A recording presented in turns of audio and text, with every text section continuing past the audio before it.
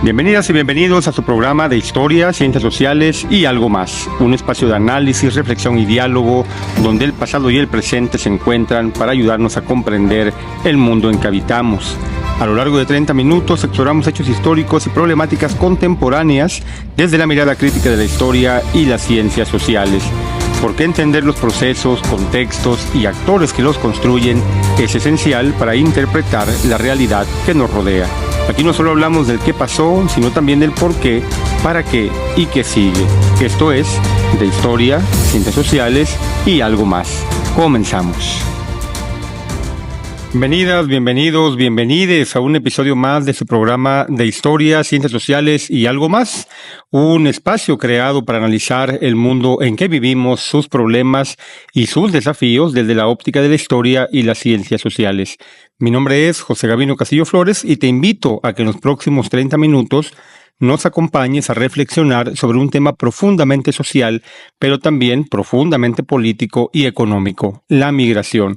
En este episodio, que hemos titulado Migración y frontera entre muros reales y simbólicos, revisaremos sus orígenes, sus causas y sus consecuencias actuales y futuras. Gracias por acompañarnos en este nuevo episodio.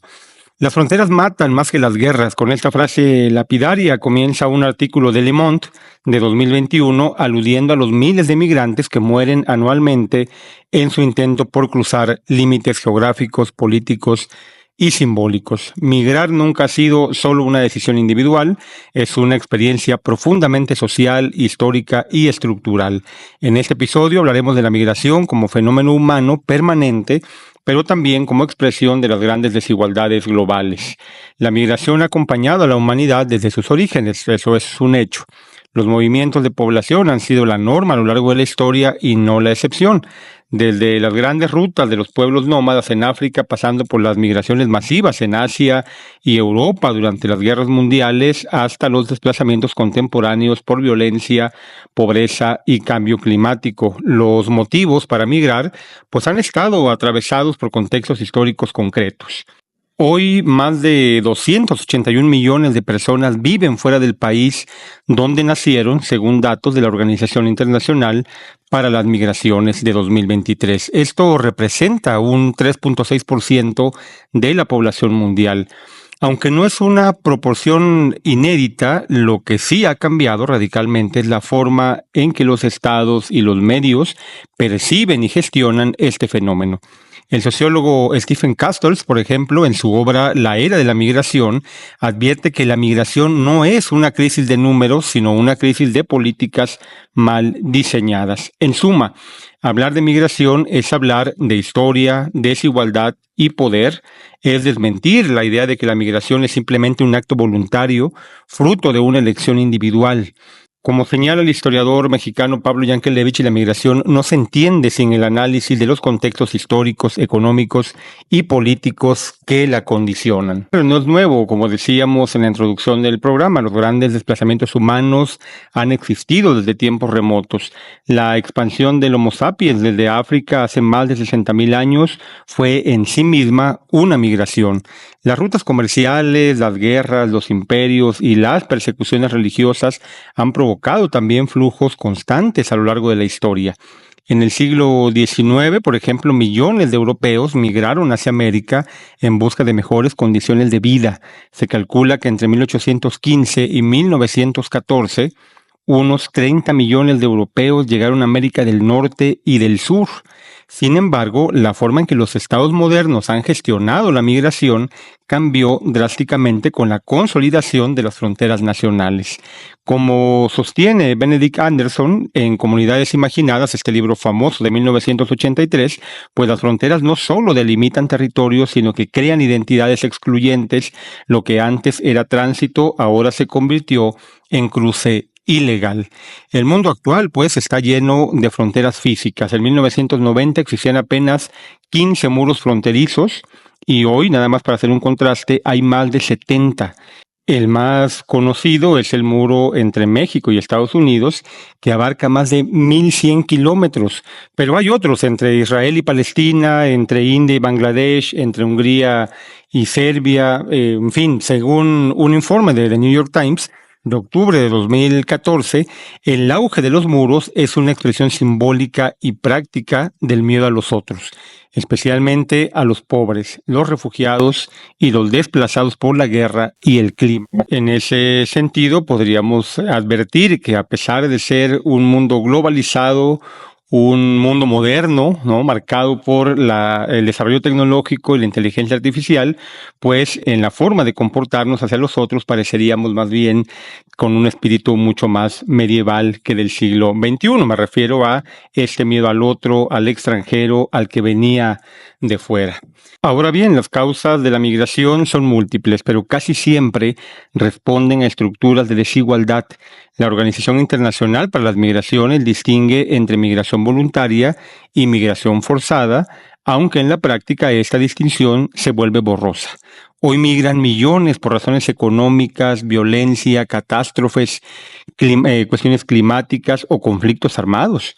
En América Latina, el caso de Venezuela, por ejemplo, es ilustrativo. Más de 7.7 millones de personas han abandonado el país desde 2015, según datos de la plataforma de coordinación interagencial para refugiados y migrantes. Estos son datos de 2024.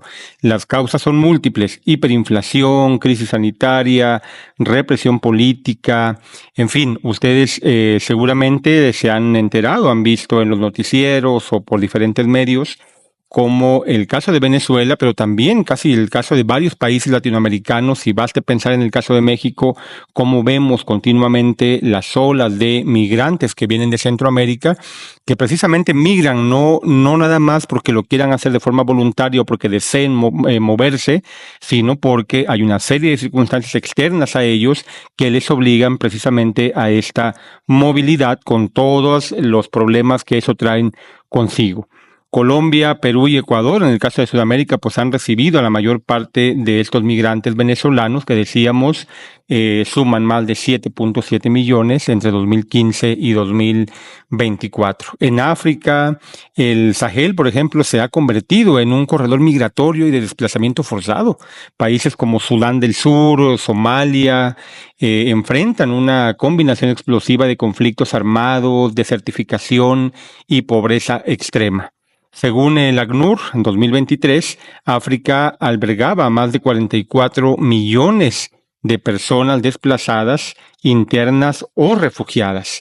En Asia, el caso de los rohingyas en Myanmar, por ejemplo, evidencia también otra dimensión de la migración. Más de 1 millón de personas han huido hacia Bangladesh tras las operaciones militares del ejército birmano.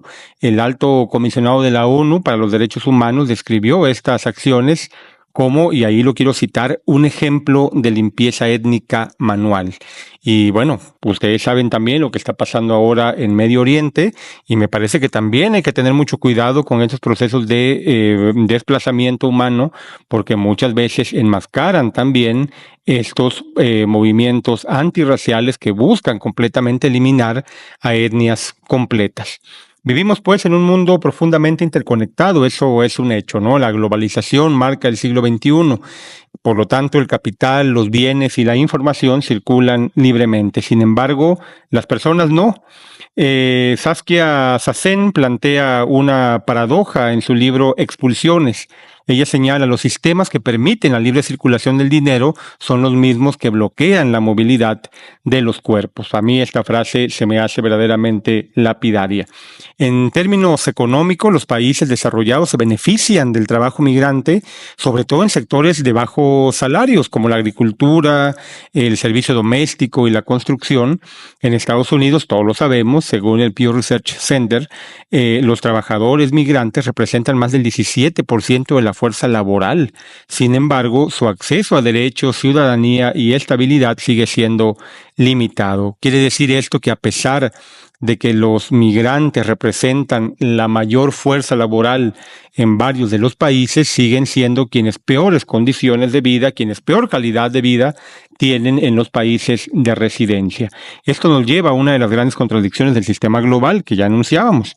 Los países que más se benefician de la migración económica son también los que más invierten en políticas de exclusión Según el Instituto de Política Migratoria, con datos de 2021, Estados Unidos gastaba en ese momento más de 20.000 millones de dólares anuales en seguridad fronteriza. Europa además ha externalizado sus fronteras hacia el África del Norte mediante acuerdos que criminalizan la movilidad de africanos antes de que lleguen a suelo europeo. Esto, sin duda alguna, todos lo conocemos perfectamente, sabemos lo que pasa hoy en día, por ejemplo, en el caso de Estados Unidos en pleno 2025, y sabemos también el caso de África del Norte, porque ¿quién no ha visto estos casos lamentables de personas que terminan ahogadas en el Mediterráneo tratando de llegar a Europa? Las ciencias sociales, por eso, han desarrollado múltiples marcos teóricos para entender la migración. Una de las más influyentes es la teoría del sistema mundo, propuesta por Emanuel Wallerstein. Esta teoría sostiene que los movimientos migratorios no se entienden sin el análisis de un sistema capitalista global, que hemos estado viendo ya tanto aquí como en otros programas, donde los países del centro y del norte extraen recursos, incluida la fuerza de trabajo de los países de la periferia y sobre todo del sur global. Otra perspectiva clave es la de Pierre Bourdieu, quien introduce el concepto de capital simbólico para explicar cómo los migrantes son etiquetados como ilegales, peligrosos o no deseables. Esas etiquetas no son neutrales, configuran políticas, decisiones judiciales y percepciones sociales, por lo cual tanto la historia como las ciencias sociales están llamados precisamente a tratar de hacer una crítica muy fuerte a este tipo de posturas que llevan a criminalizar a la población que solo trata de mejorar sus condiciones de vida, resultado precisamente de un capitalismo voraz que afecta a sus países. El sociólogo mexicano Enrique Martínez afirmaba: los migrantes no huyen de la pobreza, sino de un modelo económico que concentra la riqueza. Migran no solo por hambre, sino por haber sido excluidos del proyecto de modernidad. Y esto a mí me parece tremendamente importante, sobre todo en un periodo, en un presente que exalta precisamente la idea de modernidad como la panacea y como el gran signo del siglo XXI. Ahora bien, no todas las fronteras son visibles. Hay fronteras simbólicas que separan a las personas por su color de piel, su lengua, su religión o su clase social. La historiadora Nandita Sharma, por ejemplo, sostiene que la figura del migrante ha sido racializada como amenaza a la nación blanca y desarrollada. En este contexto, pues el racismo estructural se refuerza con leyes migratorias. Por ejemplo, en Europa las políticas de preferencia nacional, que así se han llamado, benefician a ciertos grupos y excluyen a otros. En Estados Unidos, la narrativa del migrante criminal, que todos hemos visto, pues ha sido usada políticamente para justificar políticas de deportación masiva. En ese sentido, nos gustaría abundar: las políticas migratorias en el mundo actual no son neutrales. Aunque se presenten como medidas de seguridad, de regulación y gestión demográfica, lo cierto es que muchas de ellas responden a lógicas racistas y colonialistas profundamente arraigadas. La historia y las ciencias sociales nos muestran que las fronteras no se aplican igual para todos. El derecho a moverse, a habitar otros territorios, está mediado por el color de piel, el origen nacional y la pertenencia de clase. En la práctica, las personas migrantes que enfrentan mayores obstáculos, detenciones y violencia son aquellas que provienen de países empobrecidos, muchas veces antiguos territorios colonizados y cuya piel, por supuesto, no es blanca. Los pasaportes no valen lo mismo, Uno europeo o estadounidense abre fronteras, uno haitiano, afgano o sudanés la cierra, por supuesto. Este privilegio de la movilidad, que así podríamos llamar privilegio de la movilidad o privilegio de migrar, como lo ha llamado la socióloga Bridget Anderson, está estrechamente relacionado con la historia de la supremacía blanca.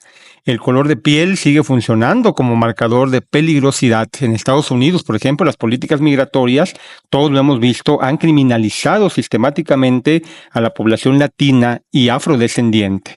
En Europa, las personas negras y árabes enfrentan controles policiales constantes, redadas selectivas y campos de detención. En América Latina, personas haitianas y centroamericanas son perseguidas mientras turistas blancos del norte global cruzan sin problemas. Es más, la gentrificación de muchos de nuestros pueblos, de muchas de nuestras ciudades, pues está siendo precisamente llevada a cabo por estos grupos blancos que vienen y se instalan en ellos y por supuesto son sumamente bienvenidos, a diferencia de quienes sabemos no tienen la posibilidad económica ni el color de piel adecuado para ser aceptados de forma abierta en los diferentes países.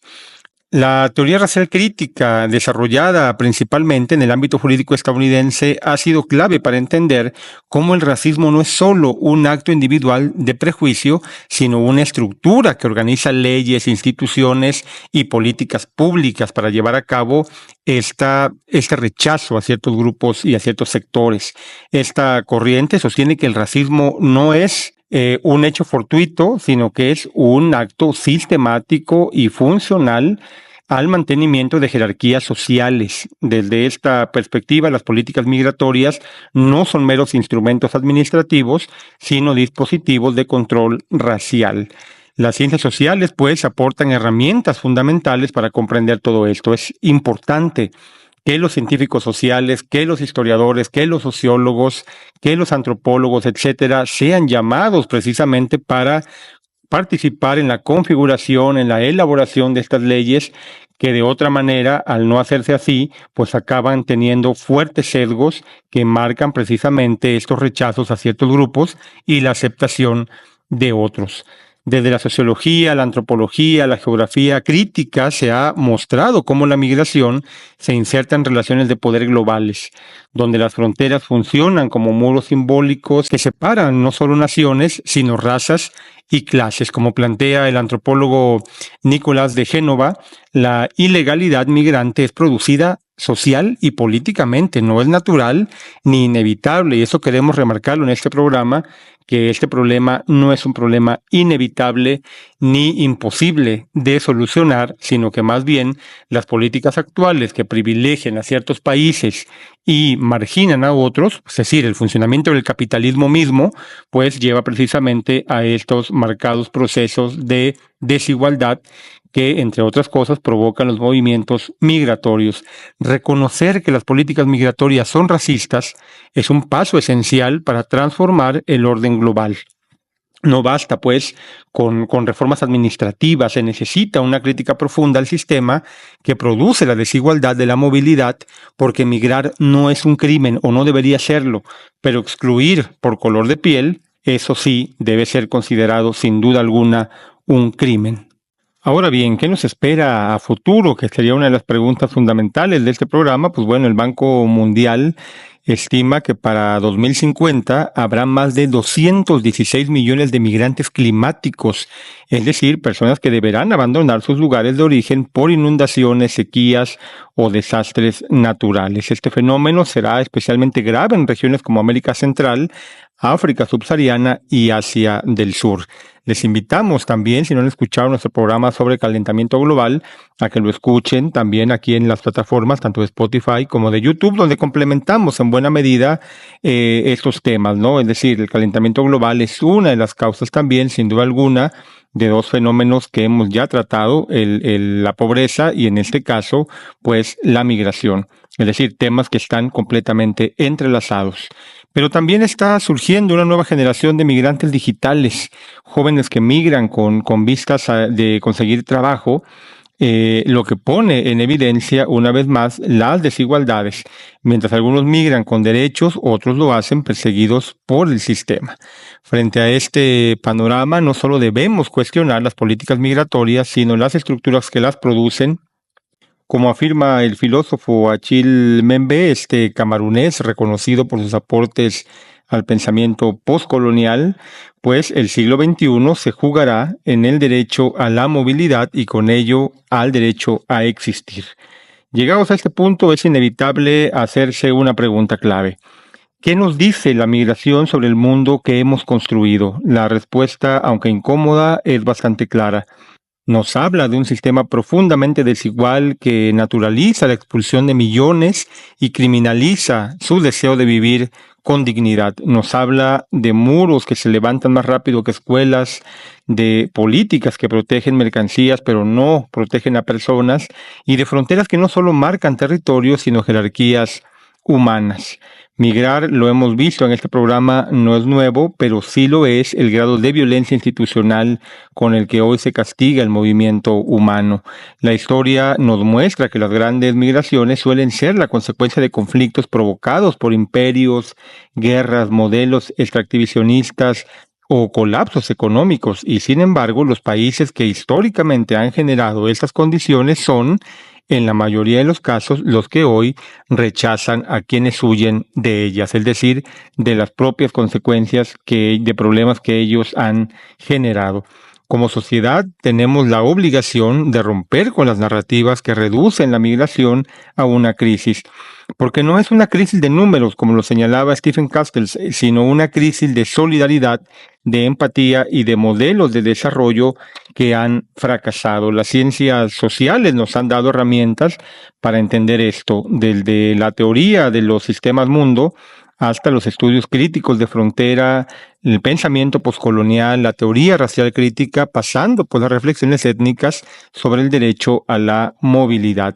Es momento también de replantear nuestras preguntas, no por qué migran los pueblos del sur global, sino porque el sistema global los empuja a hacerlo. No como detenerlos, sino cómo generar condiciones más justas, porque como afirma la activista y académica Harsha Walia en su libro Deshacer las fronteras, que es un libro maravilloso de 2013, la lucha no es por migrar con derechos, sino por no tener que migrar para sobrevivir, y eso me parece que es lo más fundamental. También debemos preguntarnos ¿qué papel juega en nuestra vida cotidiana en este entramado? Cada producto barato que consumimos, cada fruta que comemos fuera de temporada, cada servicio precarizado al que accedemos en ciudades del norte o del sur tiene detrás muchas veces a una persona migrante, a un cuerpo en tránsito o a una historia de desarraigo.